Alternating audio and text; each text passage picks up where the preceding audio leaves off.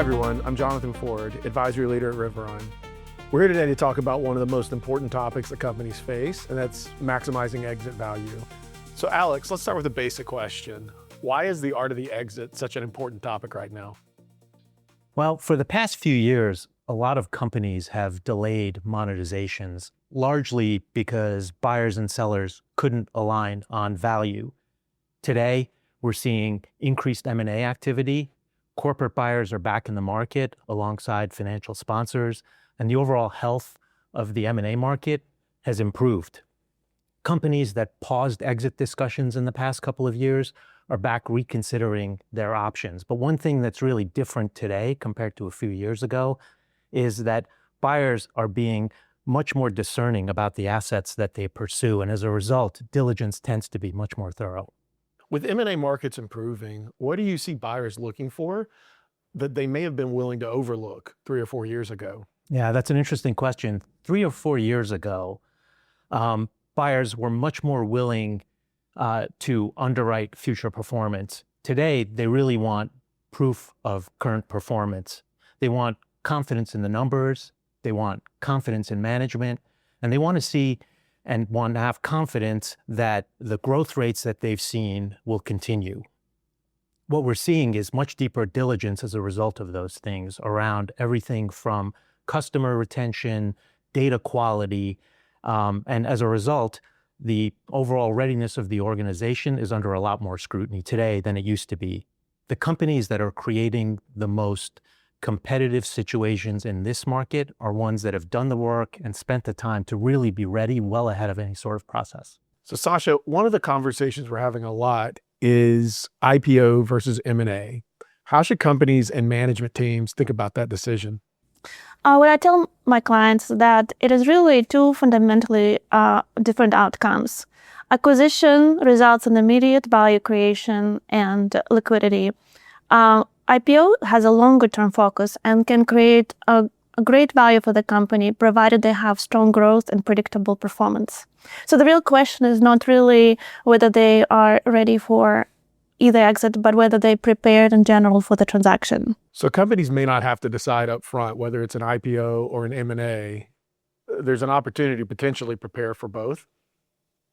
Yes, exactly. The real question is not which transaction they're ready for, but in generally, do they have right fundamentals in place to transact? The company with real optionality, not really struggling and scrambling last minute. They're ready when the window opens for the IPO or when the good strategic deal comes to mind. Alex, many owners and sponsors today talk about dual track strategies. Why has that become so much more popular? Yeah, dual track has become much more of a topic of conversation recently. For companies where IPO is really a credible path, a dual track process really helps create optionality. That's probably the most important thing. But it also creates some competitive tension, which should help boost valuation and reduce execution risk. The strongest negotiating position for a company is where they have multiple credible paths to an exit. And that's really what a dual track process creates, is that optionality. And a company can help prepare itself for an IPO while it evaluates interest from strategic and corporate buyers. The other benefit is that regardless of which path a company chooses, preparing for a dual track process really helps it be ready for either. So when does a company know when it's time to choose one path over the other? That's an interesting question. There's rarely a single decision point that a company faces. It typically comes down to a combination of things, particularly valuation, certainty, and strategic fit. Those are typically 3 of the most important things. Price discovery is obviously an important consideration regarding which path a company chooses. And at some point during the process, it becomes clear which of those 2 alternatives will lead to a higher price. But price isn't the only consideration. Strategic fit, impact on employees and management, certainty of close, those are all important considerations. And ultimately, the pivot point comes when it becomes clear which of those 2 alternatives leads to a better outcome overall. So Alex, let's talk about diligence. What are buyers expecting today that's different from previous years? Well, if I had to put it in one word, it's probably transparency. A few years ago, buyers were more willing to underwrite future potential. Today, they really want more certainty in the results of the business that they're evaluating. They want to understand not only how a company's performance looks, but why it performed the way it did. And as a result, they're digging a lot deeper into quality of earnings, quality of data, customer retention, and all of the data that underpins management's story. And so what should companies be doing or preparing for before they start the process of going to market? Yeah, that's a hot topic as well. The best prepared companies really perform diligence on themselves first. They want to understand where the issues are before a buyer identifies them. And that's really key in this market. It could be something as simple as litigation exposure, customer issues, KPIs that maybe don't fully align with the financial performance of the business. Those are all things that should be addressed early on. And the goal of early preparation really isn't to create the perfect company. It's to reduce risk and eliminate surprises, both of which should help enhance value. How does Riveron help clients with that? We help clients see their business through a buyer's lens, the way a buyer would look at their business, whether it's sell-side readiness, data preparation, or just helping them prepare for the sell-side process and stress test their story prior to going to market. We spend a lot of time with clients on those things. The most successful processes ultimately aren't the ones where there are no issues. It's ones where management has spent the time to identify their issues and address them prior to a sale process. Sasha, let's talk about IPO readiness. A lot of people talk about that as an accounting exercise, but you describe it differently. Going public is not a compliance exercise. It's really a true transformational event for the company. And companies that are thinking about it that way, we see the most successful. When they don't just look at preparing for an IPO, for S1, MD&A, and for PCOB audit, but view it as a more transformational event and thinking what comes next, that's where we see the most success. What does Riveron's readiness assessment focus on? So the first thing we're trying to understand where the true gaps for the company to be able to go public lies. And to do that, we look at all the functional areas of the company, ranging from accounting and financial reporting, tax, FP&A, budgeting, and other areas. After we identify the gaps, we prepare a roadmap for the company to ensure that their plan is sequenced and they execute it in a timely manner to be ready when the window opens. And what's the biggest readiness challenge that you see? I would say forecasting is the biggest challenge I see in the companies that are undergoing going public process. The moment they enter the public market arena, it's all about gaining investor confidence. And if they don't have strong forecasts and ability to defend their numbers, that's where really the trust is lost and we see decline in equity value.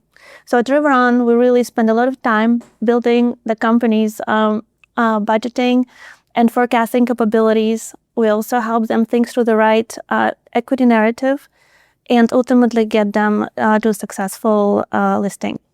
Are there any common misconceptions about IPO readiness that you're seeing? So the biggest misconception about the company going public is when to start being ready. It's not the time when they decide to go public, but really about 12 to 18 months prior to that. The reality is that strongest IPO candidates spend a lot of time to building their infrastructure, their tech stack solutions, and their FP&A and forecasting to be able to withstand investor scrutiny.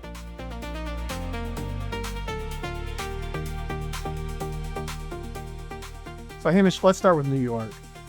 What are you seeing right now from boards and sponsors that's different than a couple of years ago?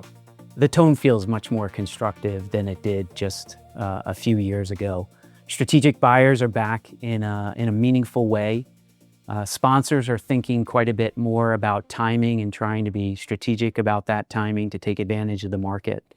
And companies are really trying to keep as many options open, being prepared enough to take advantage of an IPO window if it's there, or to pivot to a strategic exit if a buyer comes into play. And what I'm really seeing is people who are best prepared are those that can take advantage of the speed to action and speed to market.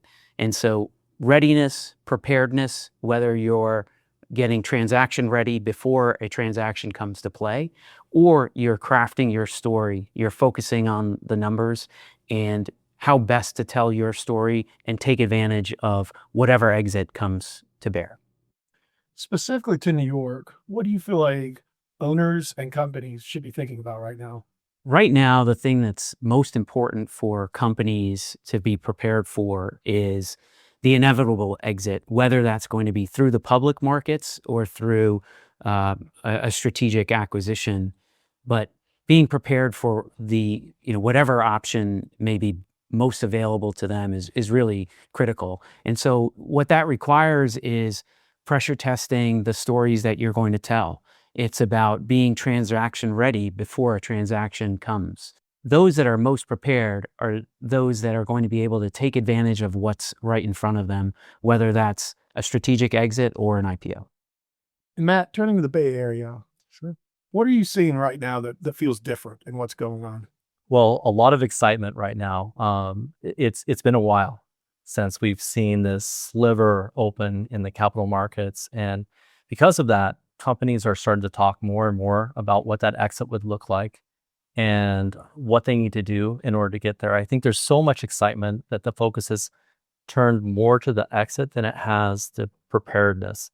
And so because of that, investors are specifically looking at what the durability of, for example, revenue looks like in the market.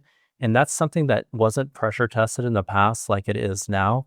We also are seeing other indicators, for example, what ERP you're running that has been proven to be very, very important and beneficial depending on what your exit strategy is, whether it's an M&A exit or let's say an IPO, you may be using a different type of ERP system. And so what do you think leaders in the Bay Area should be thinking about right now? If I'm a leader in the Bay Area right now, I would really focus on the company narrative, telling your story, because the investors are really going to be digging in to really understand what those numbers look like.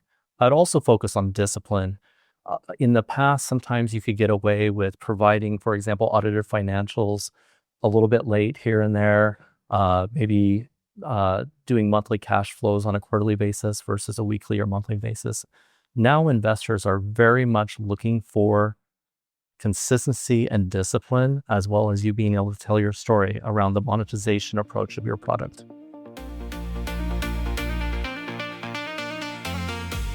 Is there an additional piece of advice that each of you would provide? Mine is simple. It's know where buyers are going to focus during their diligence process and be prepared early. I would agree with Alex's point of be ready, and it's never too early to be ready. Optionality creates leverage and opportunity. I would say focus on cadence, understand what to do when and why. Are there any activities or events you guys would like to highlight? For those who would like to hear more about dual track and art of the exit, we would encourage you to join us in 2 events that will be held this fall, one in Bay Area and one New York City.